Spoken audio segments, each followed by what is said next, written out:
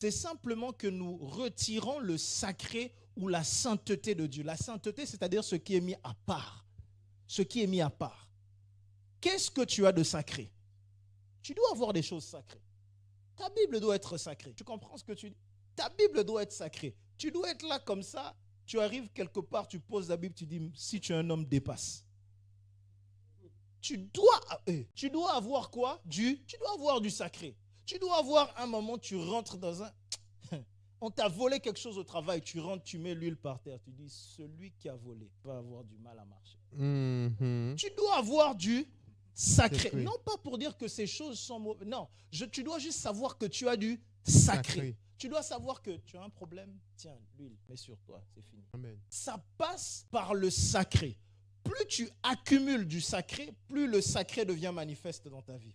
Amen, amen, amen. C'est fort. On est toujours au culte des disciples? Yes. On va aller un peu loin ce soir. Avance, prophète. Emmène-nous loin. Mais il faudra que vous soyez vraiment équipés. Alors, une fois que Dieu lui dit ça, je vous ai dit, il y a l'introduction, n'est-ce pas? Yes. Et Dieu ajoute, je suis le Dieu de ton père. Le Dieu d'Abraham, le Dieu d'Isaac et le Dieu de Jacob. Dieu se présente à Moïse par un point de référence. Dis à quelqu'un un point de référence. Un point de référence. Dieu, lorsqu'il se présente, il a des références. Il y a des choses que Dieu fait et il veut que ces dernières soient des références. Là où tu es, Dieu a des références dans ta vie et il veut que ces références-là soient des points sur lesquels tu t'appuies pour t'adresser à lui. Par exemple, quand Dieu te dit « j'avais fait telle chose hier, donc je suis capable de le faire aujourd'hui », c'est une référence. Amen.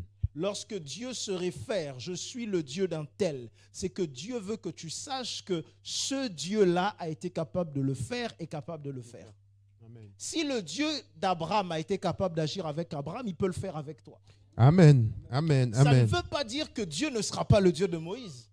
Beaucoup de personnes pensent que si j'appelle le Dieu, je vois pas mal de prédications comme ça aujourd'hui, parce qu'on veut s'approprier Dieu. Et c'est bien, Dieu étant Dieu.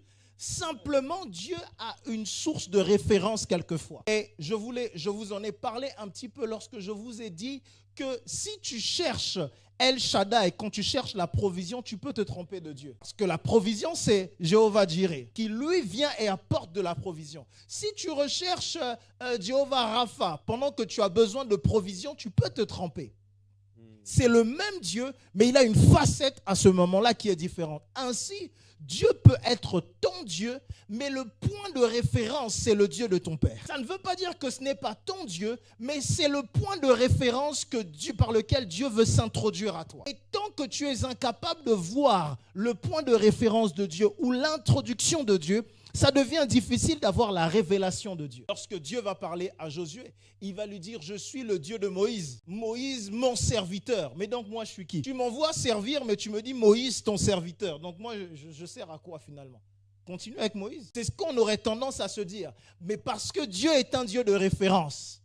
Dis à quelqu'un, Dieu est un Dieu de référence. Dieu est un Dieu de référence. Voilà pourquoi il va dire « Je suis le Dieu d'Abraham, le Dieu d'Isaac et le Dieu de Jacob. » Et lorsqu'on prie, jusqu'aujourd'hui, on dit quoi, n'est-ce pas, des fois, le Dieu d'Abraham, le Dieu d'Isaac et le Dieu de Jacob. Mais quelquefois, il faut appeler le Dieu d'Élie, celui qui fait descendre le feu face à toute adversité. Yes, amen. Alléluia. Amen. Quelquefois, il y a un Dieu, le Dieu auquel je me réfère. Quelquefois, j'ai besoin du Dieu de Anne, celui qui donne naissance à celles qui sont stériles. Amen. Quelquefois, j'ai besoin de ce Dieu-là. Amen.